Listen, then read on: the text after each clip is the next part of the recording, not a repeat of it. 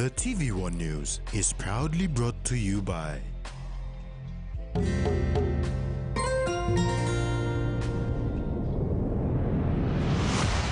BSP, our bank, our people.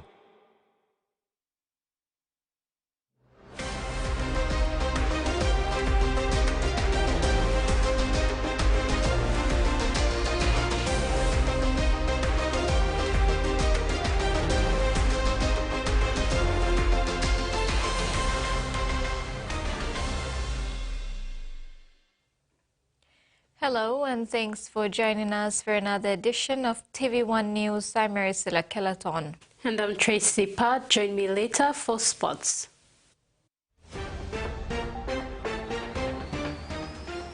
In this edition, opposition wins bid to proceed VONC case further. Investors urged to engage private security. And Paradise Foods adds new product on shelf. The Supreme Court today ruled in favor of the opposition and dismissed the application by Attorney General Pilar Niningi, who sought to vary the orders of Justice Derek Hatchon in setting August 1st for the hearing of the substantive hearing. This now paves way for the substantive hearing matter to be heard tomorrow, August 1st, 2024 at 9:30 a.m. The substantive matter is where the opposition is seeking the court's interpretation on certain parts of Section 45 of the Constitution, particularly those that deal with the vote of no confidence. The matter also seeks the court's relief to recall Parliament at the earliest so the VONC process can complete its course. The Supreme Court today dismissed the Attorney General's application to adjourn the opposition's substantive hearing from August 1st to a later date. The finding of the court was twofold. The court found that the notice of motion by the second intervener, the Attorney General filed and moved on Monday this week, was incompetent. Despite the fact that it was incompetent, the court went on to rule on the merits of the notice of motion, and the court found that in terms of the merits of the motion, there were no compelling reasons advanced by the second intervener to set aside the orders of July 19th. The substantive matter will now be aired on Thursday, the 1st of August. Opposition leader Douglas Tomuriesa outside the courthouse called for calm from the people and allow the court process to take its course. He is confident for a fair decision to be handed down soon when the substantive matter is concluded. Our court systems have been respected by the opposition, and we believe that the judgments will be fair, not only for the opposition, but for the people of Papua New Guinea. And today's ruling, again, is in the favor of the opposition, in the favor of the people of Papua New Guinea. And we all know that the substantive matter will be heard tomorrow. The opposition leader further stressed that their fight for justice was to make certain that the voice of the majority of Papua New Guineans must be heard through the courts. This ruling now sets the course for us to go to the substantive matter, and that must be done immediately so that the ruling can come back and Parliament can be recalled, and a decision must be made. Maskilo Giamana ran away from the vote of no confidence. Maski, come and face it. Mipla 33 taso, but we are standing strong. Now you ploporating one number can. So I call upon every Papua New Guinean, please stay calm, cool, and let's allow justice to make its way and course for the good of the country. Meantime, Minister for Justice and Attorney General Pilar Niningi was disappointed of the court's decision this morning, but says he is looking forward to the substantive hearing, which commences tomorrow morning. This is just a preliminary application. It's not a major case. The battle is on. We'll take it on. So I'm happy with the Supreme Court decision. At least the court has handed down decision. So we've got to go from there. Freddie Mo, TV1 News. Chairman of the Commission of Inquiry into the January 10th riots and Commissioner Justice Elenas Batari has asked the witness of the inquiry to inform the committee on whether or not to testify on camera or off camera due to the sensitivity of their evidence. This is because their testimonies will be which will be aired for the public to see. Batari told the COI witness Deputy Commissioner of Police for Specialist Operation Donald Yamasombi to exercise his rights before testifying. Batari added that Police Commissioner David Manning had exercised his rights with some of the evidence he gave on camera and others through public hearings. The recording is live streaming, which means the general public, particularly those users of the social media, accessing the recordings through their Facebook accounts and other accounts. Now, why I say this, that some of you witnesses to be might want some, want something said in camera, or generally not said something that should not go to the social media.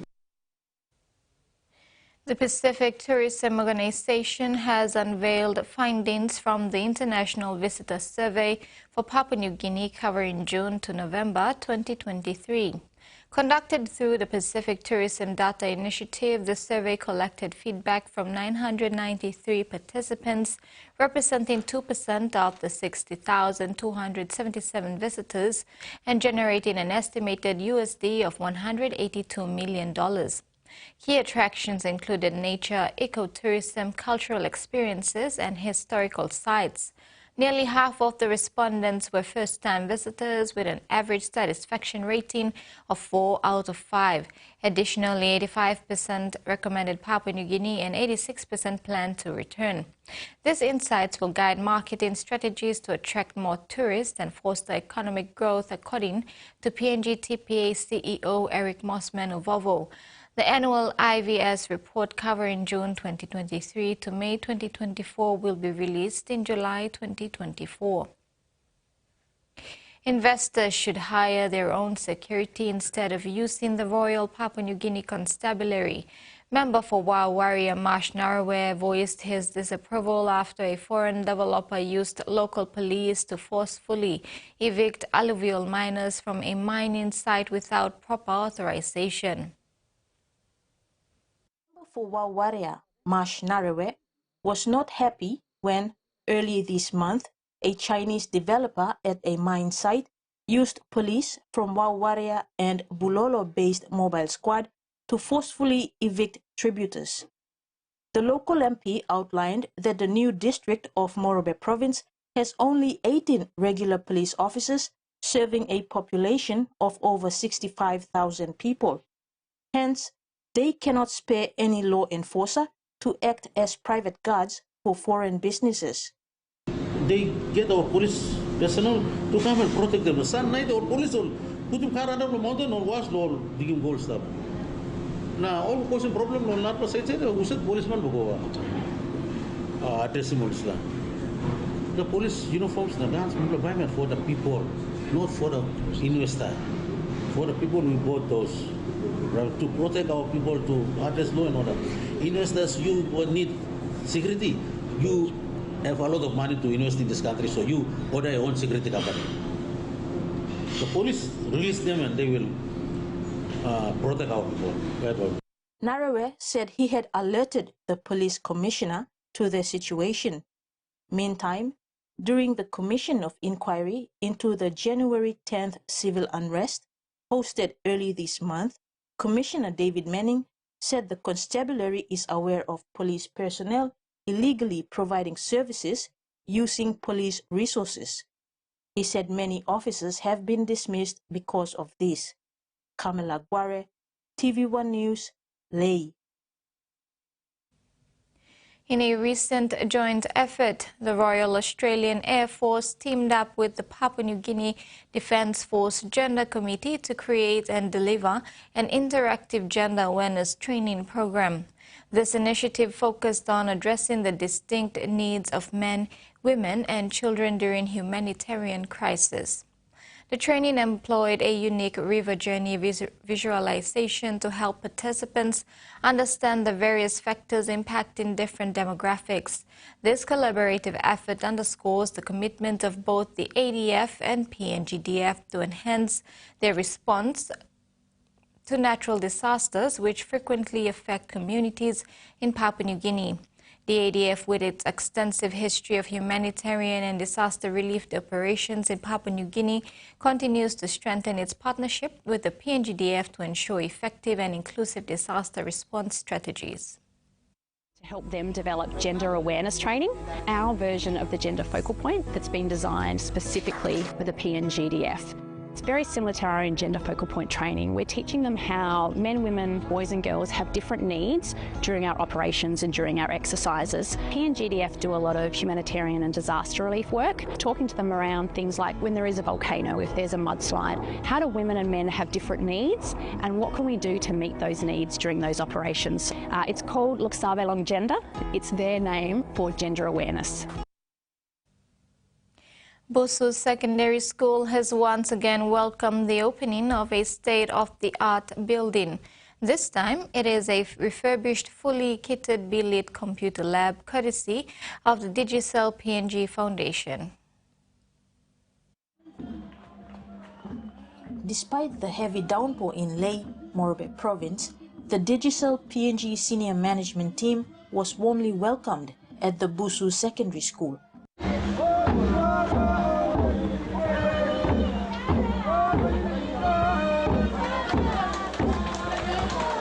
Leading the team was the new Chief Executive Officer of Digicel PNG, Tarek Bodiev, who had joined the company on the 1st of July.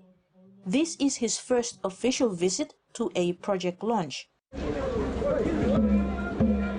The 87,500 kina refurbished and fully kitted B-Lit computer lab has been equipped with 20 new laptops and 20 new desktops. Digicel Foundation CEO Serena Sasingian outlined that they are keen to partner with the school because they know of how Busu has turned itself around from being known as a school for school fights and bad behavior to becoming one of the top performing schools in the country. Principal George Noble, after welcoming Bodiev into the country and Busu, highlighted that Busu is a model school and an upcoming school of excellence. Even though many other organizations, non-government agencies came to assist our school in a small way, but Digicel PNG is the one came to Busu Secondary School with a partnership with a significant amount of money spent on. Thank you once again, Digicel, for helping the school for that. So your investment is not a waste, it is utilized well. Once we come up as the School of Excellence, one of the requirements is we have to teach STEM, science, maths and engineering. In that STEM teaching, one of them is ICT. But Digicel Foundation already realized that Busu is going to be School of Excellence, and also our students need to learn computer, at least basic knowledge, and they equipped with a lot of computers, renovated the classroom. Busu head girl Zemalin Vari, who is in 12 Line 2, thanked the foundation on behalf of her peers for a facility that will not only enhance their learning but also support future Busu students. It's encouraging and motivating us as IT students as well as ICT students to do well and excel in our studies. Busu is the first school in Ley to open its B-Lit computer lab following the successful rollout of B-Lit labs in 6 secondary schools in the nation's capital. Ley Secondary is scheduled to open its B-Lit lab later. Kamala Guare, TV1 News, Lay.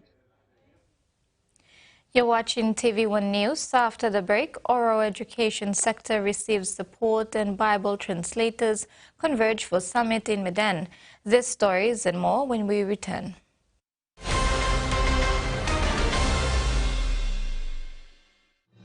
Experience a convenient and smarter way to do your banking with BSB Mobile Banking. You don't have to leave the office or your home to pay for bills. You can view your account balance, transfer funds, top up phone credits, or purchase Easy Pay units wherever you are. Visit your BSB branch today to register now for BSB Mobile Banking. BSB Mobile Banking, the smarter way to bank. BSB, our bank, our people. A true champion is measured by their courage, their determination, and their passion to never give up and to always keep trying. With a delicious Milo and milk taste and added nutrients, Milo and milk is a great way to fuel our little champions with nourishing energy every day. Because true champions give it their all. Milo, PNG é minha! Prime PNG made.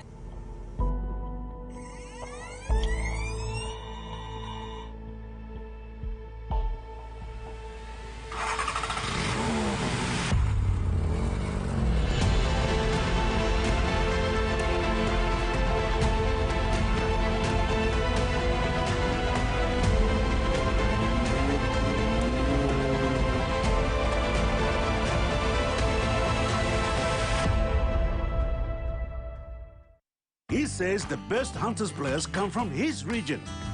So does she. But there's one thing that brings everyone together. SP Lager, Bunyamyumi.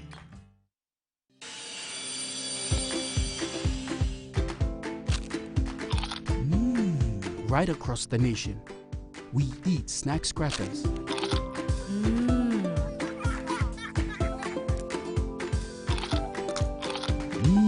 Emi Trubla. All get a young planalapun, only like him snacks crackers. Only make him here, no PNG, one-time lay biscuit company. It's crunchy and tasty.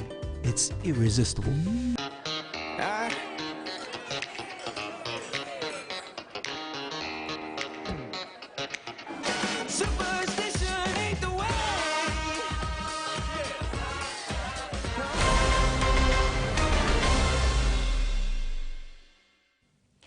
Welcome back. The Oro provincial government is working to enhance its education sector through a substantial investment in the sector. On Tuesday, July 30, the government handed over 4 Toyota Land Cruiser vehicles comprising 3 10-seaters and 1 open-back Land Cruiser alongside 3 75-horsepower Yamaha engines and 3 24-foot dinghies to the Division of Education. The Oro provincial government is investing more than 1 million kina to boost the capabilities of education officers in the province. This substantial investment will see the distribution of newly acquired vehicles across various sections, including operations, administration materials, and inspections. Despite inspections being a national responsibility, the provincial government is providing a vehicle to support these activities. It is a great milestone, a significant present to the children and also for the teachers. We have struggled in education, you have known very well, because of the logistics. Many times the students and inspectors and officers couldn't be able to monitor. But with the intervention that is coming, it's a very big investment to the education in all. We'd like to congratulate the government or provincial government on behalf of the Provincial Division of Education for the new fleets and the dinghies that is presented to the Division of Education. Thank you so much, Governor. You're welcome. In line with the government's modernization plans, all new vehicles will be equipped with GPS tracking systems, will not have tints, be clearly labeled, and will have government plates upon arrival in Popondetta to ensure they are used solely for the intended purposes. Just a small presentation for vehicles that we are presenting to the Education Division in our province. Also dinghies, we purchased 4 vehicles and some dinghies. We even have a boat that's on its way which will assist the provincial administration in meeting the demands of providing quality education services to the province. And I want to thank the Deputy Administrator and his team, Sector Chairman, for organizing all this. Funding came from the provincial government, the people's funding through the Marape Rosso government's infrastructure intervention program. The Oro provincial government is also partnering with the Anglican Church to establish a teachers' college at Newton College in Jonita. We're in process now of developing the infrastructure. Soon we will have lecturers and teachers, and we'll be able to train our own teachers in the province. So just some of the intervention programs that the Oro provincial government is undertaking on behalf of the people. Additionally, a partnership with the University of Natural Resources and Environment, Oro campus, will increase tertiary education spaces. Next year, 50 spaces will be available, up from 25 this year, aiming to create a total of 150 tertiary spaces funded by the 1 million Kina Oro Province Tertiary Scholarship Scheme. Governor Jufa emphasized that this investment reflects the government's commitment to prioritizing education and improving the welfare of the children of Northern Province. Kaukiru Jr., TV1 News. During the presentation, Governor Jufa responded to ongoing public concerns about the state of education in the province. Jufa assured residents during a presentation of educational facilities for the province that their voices are being heard. He said that the provincial government has acknowledged issues raised by the community and is actively working to address them. The inspections function while a national responsibility has seen increased provincial intervention to support local efforts. Officials are committed to responding to both positive and critical feedback from the public, encouraging continued communication to ensure all issues are addressed. High schools, especially in particular at Mbogo High School, I want to let the people know that we have inspected the high school. There is work currently undergoing right now to build a temporary accommodation facility for our students there, and we have earmarked some finance for a proper dormitory to be built, not only in that high school but all the other high schools in Oro Province as well. So just some of the examples of our efforts to reach out to our people and provide the services that they deserve with their taxpayer funds. A three-day Bible Translators Summit began today at the Emmanuel Lutheran Church in Medan Province, hosting over 60 participants from Port Moresby. Isipik, Morobe, Medang and Milimbe will be joining in tomorrow.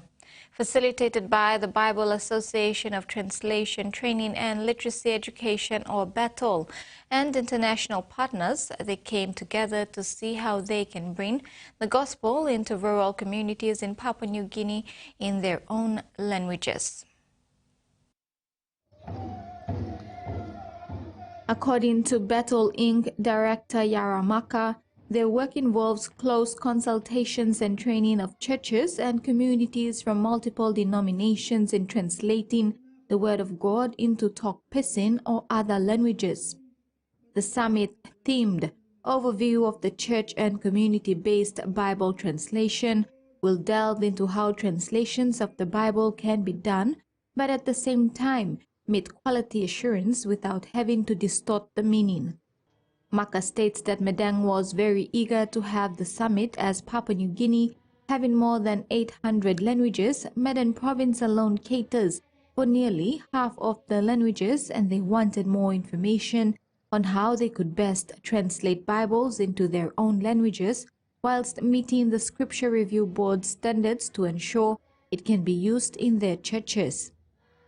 This will remain a challenge as it is a very thorough, time-consuming process, also involving external experts with Hebrew and Latin knowledge of the Bible and its translation. Danny Delog from Global Partners stated that the summit was a cry from the Medan people wanting their languages to be translated into Bibles for their consumption. He said from the 150 languages in Medang, 80 of them started their own translations and needed the guidance in order to have them checked by the Scripture Review Board. The summit will now specifically provide that guidance for the 80 languages with the project called One Bell Project.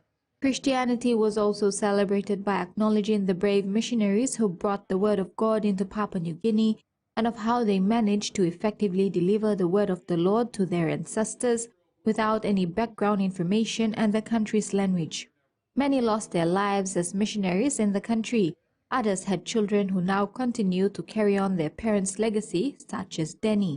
The summit revealed that the word of the Lord in translation has transformed many areas in Papua New Guinea as they learn the scripture of the Bible in their own language.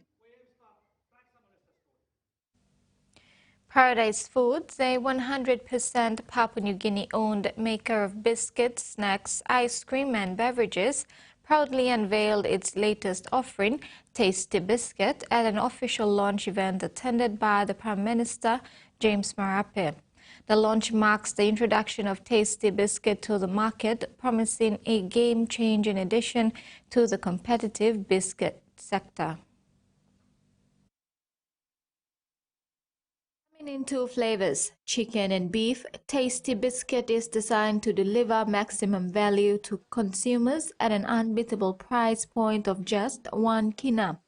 According to Paradise Foods, this new product is crafted to meet the needs of every Papua New Guinean, perfectly balancing affordability and satisfaction while maintaining the high quality that is synonymous with Paradise Foods. Paradise Foods stated that the objective behind Tasty Biscuit is clear: to offer a budget-friendly option that doesn't compromise on quality or taste.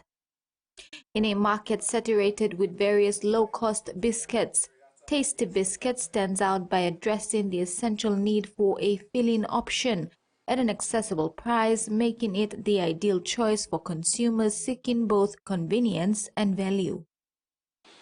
We recognise the importance of offering an affordable yet filling meal substitute, especially for our working class and grassroots consumers. Tasty Biscuit is our inflation buster that has been launched at a 1 kina price point. We understand that 1 kina often represents a flexible spending choice for many. Our goal was to create a product that fits perfectly into this reflexive spending habit, providing value without compromising on quality. The decision to price Tasty Biscuit at a maximum retail price of 1 kina is strategic, aiming to capture table market sales. This price point caters to impulsive spenders who prioritize convenience and value for money. By offering a high-quality product at this price, Paradise Foods positions Tasty Biscuit as the go-to option for budget-conscious shoppers. We invested 51 million kina in a brand new biscuit line, a super biscuit line in Leh. And because of that super biscuit line, we're able to produce these biscuits with greater efficiency. We've done that with no tax credit and no support from the government, but in line with our discussions that you and I have had recently, we look forward to the significant support that the government will continue to provide as we continue to expand our offerings to the Papua New Guineans. Prime Minister James Marape at the launch acknowledged the efforts of Paradise Foods Company in staying sensitive to the needs of Papua New Guineans. I've come here purposely to thank 100% Papua New Guinea company that is sensitive to the need of our people and has not waited on government to come in for assistance, but has stepped out and tailor-made a product that will ensure the market picks up on from and buy the product, but more importantly, lighten the load of our people, the ordinary people.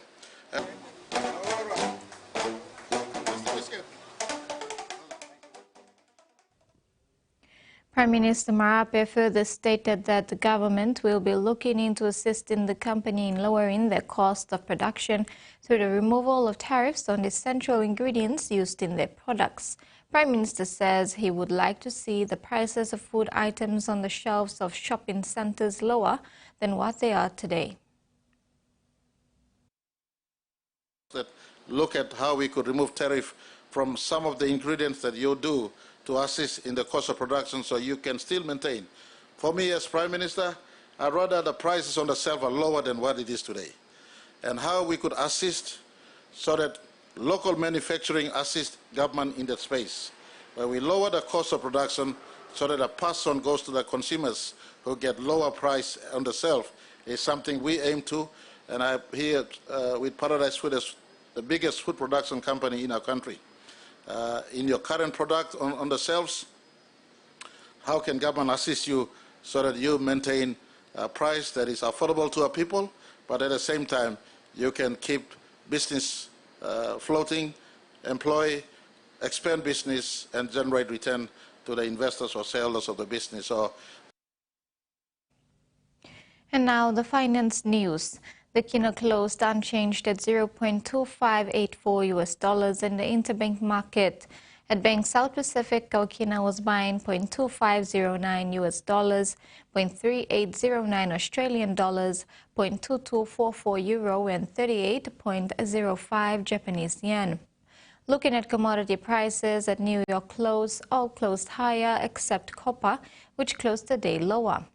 And on the stock market, the Dow Jones closed higher, ASX closed higher, and all ordinaries closed higher as well. You're watching TV1 News. We'll bring you stories from abroad after these short messages. Stay tuned.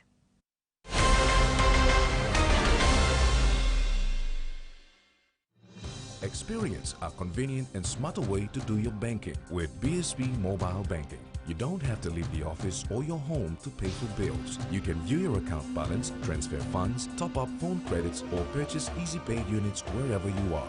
Visit your BSB branch today to register now for BSB Mobile Banking. BSB Mobile Banking, the smarter way to bank. BSB, our bank, our people. Hiya, Mama. You wait then, but me add him special flavor. Put in more flavor, put in more taste. Magic get up a big smile on face. Time for Kim chicken, a great kumutu. Sip, sip, the moo, yes, magic on you. Maggi, the taste P&G loves. Open it.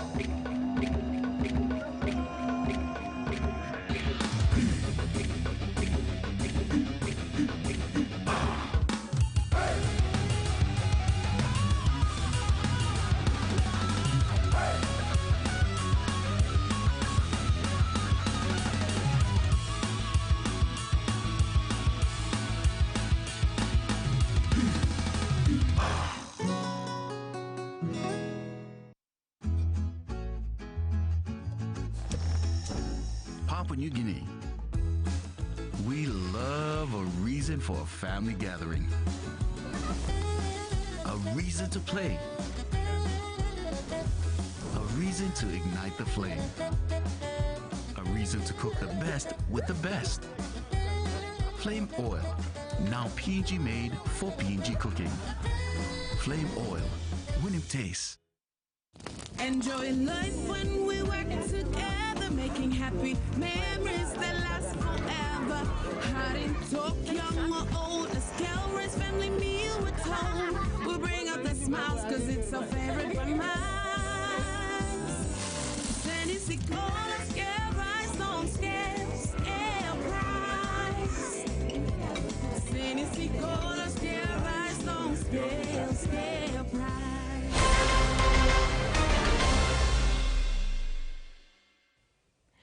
Welcome back. In news abroad, a Four Corners investigation into how Indian authorities have established a nest of spies to silence critics in Australia has been blocked from access in India by YouTube after an order from the Modi government. The story, uploaded to the video platform on June 17, has since been geo-blocked following an order by India's Ministry of Information and Broadcasting. ABC News Director Justin Stevens said the ABC fully backs and stands by this reporting. In a notice to the ABC, YouTube's legal team said the order was confidential but came under India's Information Technology Rules and its Information Technology Act. Hundreds of people have rallied to raise awareness of the disappearance of several First Nations men in regional Western Australia. I'm here at Town Beach in Broome in WA's Kimberley region, where hundreds of people, families and community members have come together for one of the first of 4 rallies held across regional West Australia, calling for information into the disappearance of 6 missing Indigenous men. Now, families say they want answers, they want action taken by the state government and WA police. They don't want to be forgotten in what they say has been months and years waiting for answers. Well, we're supporting our own son, but we're also supporting other family members as well, have missing children, family. Everyone here is suffering that there's a loved one out there somewhere that's lost, and we need to bring them home. Well, these people aren't forgotten. It's a priority for us when a person goes missing. We do our best endeavours to find them, and the investigation stays open. There's also been rallies held across the Pilbara this morning and also in Geraldton. One of the common themes is a call for information from any members of the community to come forward to WA Police. A Geelong woman is suing a massage therapist over claims the treatment caused her to have a stroke. But it's likely to be a tough case for her to win, with only limited research and medical evidence linking massages with strokes.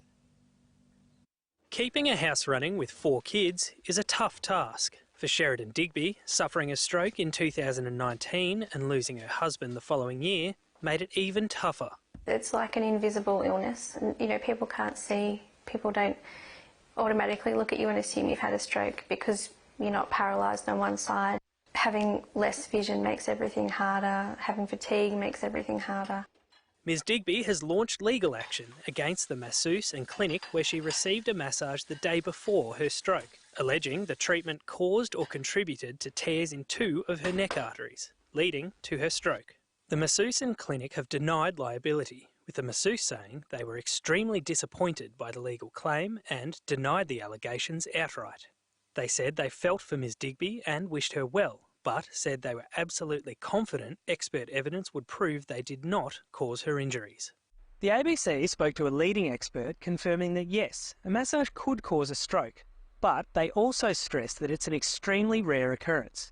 The key link between any sufficiently hard neck treatment and a potential stroke is the tearing of an arteries in a lining, termed an arterial dissection. These do cause blood clots and strokes.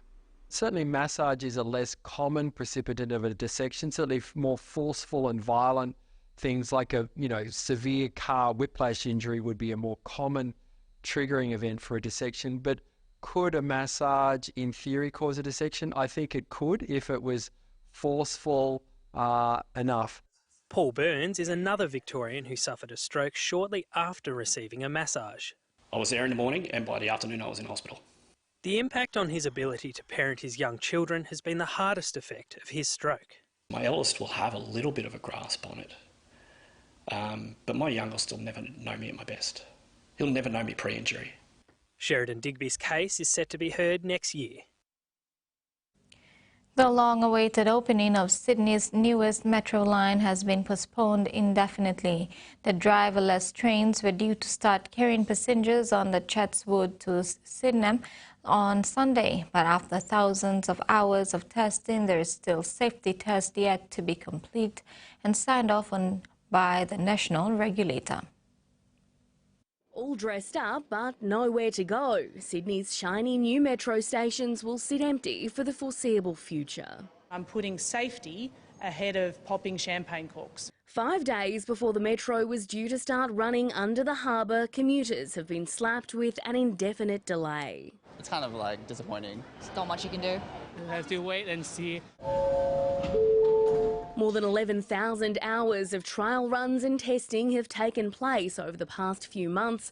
The government insists it has no safety concerns, just paperwork to be signed off. We are fit, we are ready, we are on the blocks, but we have to wait a little bit longer for the starter's gun. But the minister conceded a scare on the line at Epping 2 weeks ago, coupled with the firefighters union refusing to take part in training drills, are partly to blame.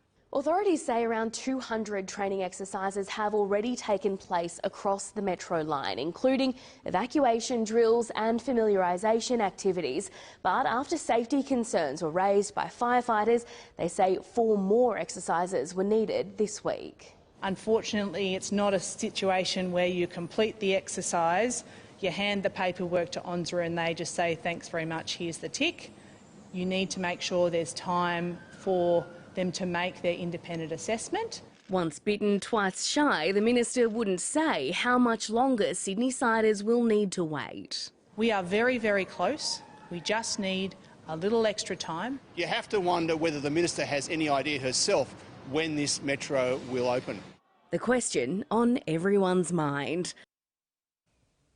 And that ends the news segment. Next in sports, a look at the challenges faced by the National Sports Institute and Olympics update. Stay tuned.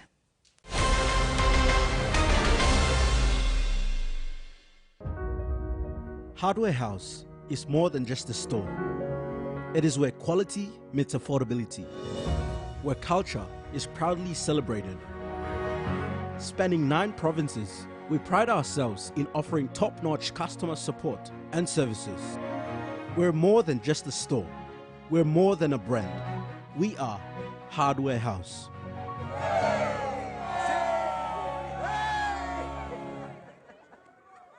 New Fabuloso multi-purpose cleaner with an irresistible fragrance that lasts all day long, creating a field of flowers in every corner of your home with an irresistible fragrance that lasts and lasts all day long. Fabuloso, irresistible fragrance. Beauty is my business, but beauty sure is a tough game. Filters are great, but great skin, better. And that's why my skin deserves the best. So I choose self-care. Soaps that gently nourish my skin, resulting in a radiant look, made with tropical ingredients. I trust self-care from City Pharmacy, so bring it on! My skin is ready and so am I. Hi, I'm Chef Jules Henow, and this is where my true inspiration for cooking started. Like most of us, I learned to cook from my mum. Nothing beats simple recipes where fresh local produce is at the heart, especially when it's a home-cooked meal, prepared and shared with the ones you love. And in PNG, no meal is complete without rice. And my choice is always True Guy. True Guy, true inspiration through generations. At the PNG LNG project, we are proud of our long-standing partnership with the Kumuls, as they represent the hopes and aspirations of so many Papua New Guineans. Rugby league is more than just a sport. It promotes our shared values of leadership, teamwork, respect, personal integrity, and excellence. Lessons learnt on the pitch carry on throughout life and go beyond serving ourselves.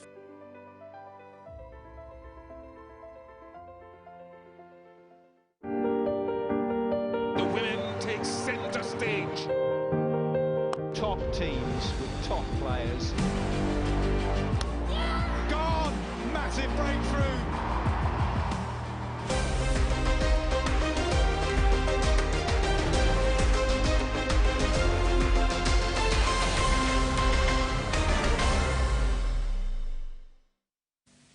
Welcome back.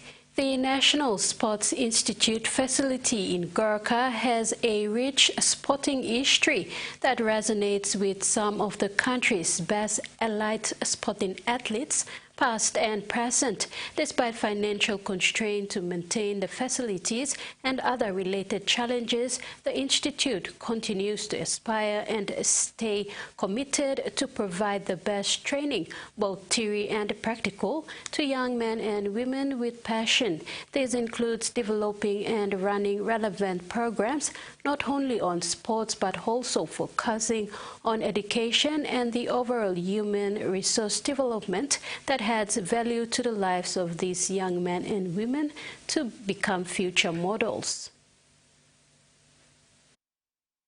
Strategically situated in the heart of the Eastern Highlands capital, Goroka, the beautiful layout and its landscaped grounds and amenities makes it a premier sporting institution in the region under the PNG Sports Foundation. NSI is the building block for sporting excellence in PNG which must be adequately supported by the government as an investment for capacity building and human resource for development through sport. Under current director Janet Gimmott, the institute continues to function and perform within its own means to deliver its programs despite the challenges. Since assuming the role as executive director in 2015, Ms. Gimmott has taken full responsibility of the role while at times embracing the challenges that come with it, especially in terms of running their programs and maintaining the facilities. The director of the National Sports Institute because we've been able to initiate some programs and see some developments in terms of infrastructure around the institute. So it's been good. Putting aside the challenges, they are there to make you stronger as well in the role that you play as leader of an organization like this. Director acknowledged and thanked the local business community for their generous support one way or another to help keep the institution going. She thanked Eastern Highlands Governor Simon Sia, who's contributed immensely to NSI in terms of upgrading some of its facilities, including grandstand and maintenance of the fields. The venue is also used as home ground to provincial franchise Goroka Lahanis, as well as host to other major and significant provincial events.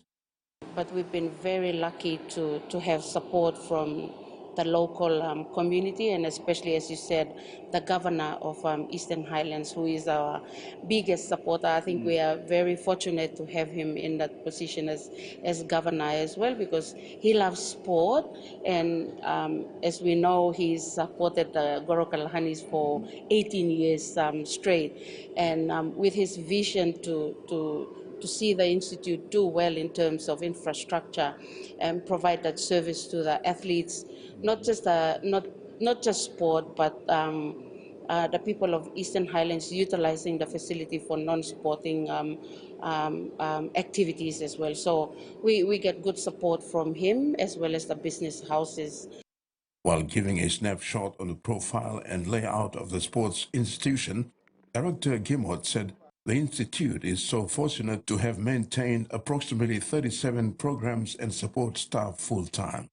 In terms of facility, NSI has the best facilities in the region, including accommodation, gymnasium, lecture theatre, conference room, and dining and multi-purpose halls that can host indoor sports such as netball, volleyball, badminton, and combat sports such as martial art. NSI also provides quality standard outdoor facilities with multi-purpose fields that host multi-sports. The recently staged inaugural PNG NRL Bid Academy Schools Championship has again put the NSI on the map, providing the best facility and good hospitality for the visiting teams and dignitaries, a memorable experience. Terry Longwood, TVWAN Sports. In a bid to represent their families, their tribes and their province for the first, a team of young rugby league enthusiasts clocked a record 36-hour journey across rough seas, bumpy highways and clear blue skies to their dream destination. This is the story of NGI NRL Bid Academy, who traveled the vast seas and the clear blue skies to participate in the inaugural PNG NRL Bid Schools Academy Championships in Goroka, Eastern Highlands Province. The highly successful inaugural PNG NRL Bid Schools Academy Championship at NSI Goroka, Eastern Highlands Province would not have been complete without the NGI Under-19 boys and Under-18 girls teams, who barely made it to Goroka a few hours before the two-day tournament started. Their story could be regarded as a matter of between life and death, given the different challenges and scenarios and mode of transport they had to use, let alone the risks and sacrifices they had to overcome amidst all the travel. Team manager Nicole Kamara and players were very emotional as they tried to give their personal account of the ordeal they went through before arriving in Goroka, but overall very excited and proud to represent their region. 36 hours. It didn't seem like 36 hours because the children that we have on board were just excited to get here. Sleeping on floor, sleeping on tile, something, as long as we had to come here and represent our region. And that was the biggest. Yeah, an experience in itself. And I think because they had the support of the other brothers and sisters who were on the plane as well, their emotions were okay. They made it through. So, Kamara said though they went through a lot of challenges even back home with the ongoing youth fights in Rabaul, the teams performed exceptionally well at the championship with 6 players selected, 3 girls for the best 17 under 18 girls and 3 boys for the best 17 under 19 boys. It was a struggle. We missed a couple of weeks of training, but I think what actually bonded the team was just being one. So Omangi Malex, Omangi Rabaul, even though there were issues on the ground for training, there was no issues at all. And I'm really proud to say that one of them, who's been chosen for the team to represent PNG, Omangi Malex. Right. Yeah. From the 6 players selected from the NGI team, Keith Minell representing NGI under 19 and Rose Joseph for the NGI under 18 girls were over the moon and said all the sacrifices and challenges paid off. Film mama mastered the first time the mister me or select me lo Rabaul come now become play enemy select me the first time the mister na mama mastered ni tok thank you lo God that's all na I'm lo future lo me mila kama po ambla Kumuls player na ambla NRL player flexible both lo tavu kamusem KVN namatanai ksiavelap kamsolo KVNs no at some place you come up some wait stop back one day can some wait second trip come support more speed and travel kamsolo goroka. On the opening day of the championship on Saturday, NGI played 3 games each for both boys and girls. The under 18 girls beat host Goroka 10-8 and qualified for the finals on day 2. And played their guts out, but NCT girls were too strong, defeating them 24. The under-19 boys played some entertaining games against their bigger and more experienced sides, such as NCT and Lay, only to come out second best.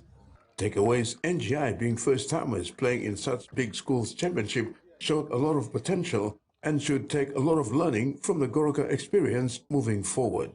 Terry Longwood, TV1 Sports.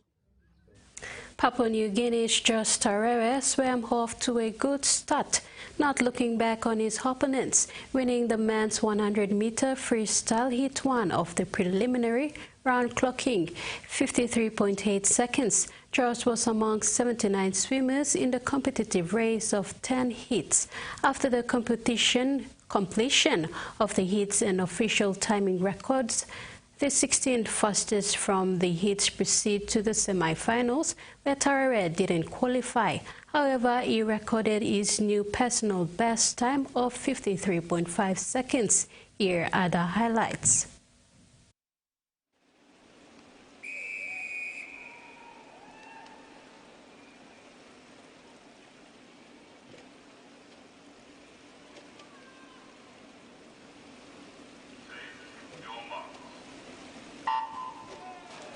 Number 1 of the men's 100-meter freestyle. The start is basically everything. You've got one start, one turn in this event, and immediately it's Terere from Papua New Guinea in the lead. This is his only event here in Paris. His dad represented Papua New Guinea in rugby, so comes from a sporting family and putting in some really nice strokes in the first 50 meters. He's first at the 50 by almost half a second. He's based at the FINA Training Centre. He finished 83rd at the World Championships this year in Doha. But look at the kick, look at the engine on those legs. That is the human equivalent of a motorboat right there. As Terere from Papua New Guinea is going to win heat number 1 and the time of 53.85. PB. You've got He from Malaysia, who finishes second, and Tenzin from Bhutan in third.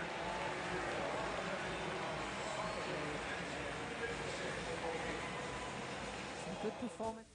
Solomon Highlands National Olympic Committee has nominated a marathon runner to compete in the women's 100-meter sprints at the Paris Games. One of only two Solomon Highlands athletes in France, marathon runner Sharon Furisua was offered the country's wildcard spot in the flagship heats, overlooking Solomon Highlands champion sprinter Javita Harunia. Furisua, who finished 72 second in the marathon at the 2021 Tokyo Games, was aiming to compete in the marathon again in Paris but missed out on qualification. Now instead she will front up against the fastest women in the world in the shortest distance on the track. She has never competed in a 100-meter event before. The move, which was decided behind closed doors by the country's Olympic Committee, has been blasted by athletes representative in Solomon Highlands. New Zealand retained the Olympic Women's Rugby Sevens title after coming from behind to beat Canada 19-12 in the final on Tuesday. A superb try by Stacey Walker in the corner saved the day for New Zealand to clinch back-to-back Olympic Women's Rugby Sevens titles with a 19-12 win over Canada in front of more than 60,000 spectators at the Stade de France. New Zealand black jerseys. Hirini gets the return ball, and now Stacey Walker puts the foot down to go flying to the corner and score a critical try for New Zealand. The smiling assassin does it again. The Canadians were coming off upset wins over host France in the quarterfinals and 2016 champion Australia in the semi-finals, and were playing in the championship match for the first time. Canada had pulled off the shock of the tournament in the semi-finals, defeating SVNS series champions and gold medal favourites Australia 21-12. And then the intercept from Corrigan. A chase here for New Zealand, and Alicia Corrigan is going to give Canada the lead at half-time in the gold medal match. But the North Americans, who had no answer to a dominant second-half display by Kiwis, who grabbed gold. The US women reached the Olympic semi-finals for the first time and lost to defending champions New Zealand, later sending Australia into shock in the dying seconds of a dynamic bronze medal playoff. Alex Sedgwick of USA scored the vital try with a solo run just moments after Madison Levy had nudged Australia ahead. New Zealand became the first to win two women's Olympic Rugby Sevens gold medals. Terry Longwood, TV1 Sports. That's it for sports. Over to you, Mary. Thanks, Tracy. We'll now have the weather forecast.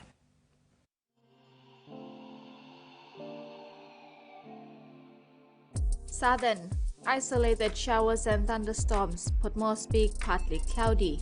Momase, scattered showers and isolated thunderstorms. Lae, partly cloudy with occasional afternoon showers. New Guinea Islands, scattered showers and isolated thunderstorms with areas of rain over Manus. Highlands, scattered showers and isolated thunderstorms. Mendi, Tari and Wabeg, partly cloudy to some afternoon rain showers and possible thunderstorms, then hazy conditions. Coral Sea, seas rather rough to rough with southeast winds of 20 to 33 knots. Bismarck Sea, seas rough to very rough with southeast winds of 25 to 33 knots, increasing to 34 to 47 knots at times. Waters of Finchafan through Whittier Strait to CSA Long Islands to Kaukar Island, seas 2 to 3 meters, rising to 4 meters at times along gale warning areas. Waters of southern PNG Indonesian border to Daru to Kiwai Islands, to Kerma to Yule Island to Hood Point to Samarai Islands, seas 1 to 2.5 meters, rising to 3 meters along warning areas. Waters of Medan to Wewak to Vanimo and northern PNG Indonesian border, seas 1 to 2 meters, rising to 3 meters along warning areas. And that wraps up this edition of TV1 News. Have a pleasant evening. Bye for now.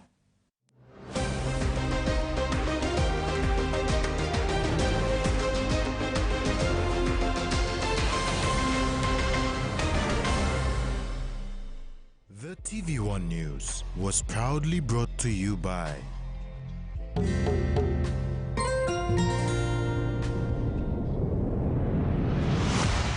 BSP, our bank, our people.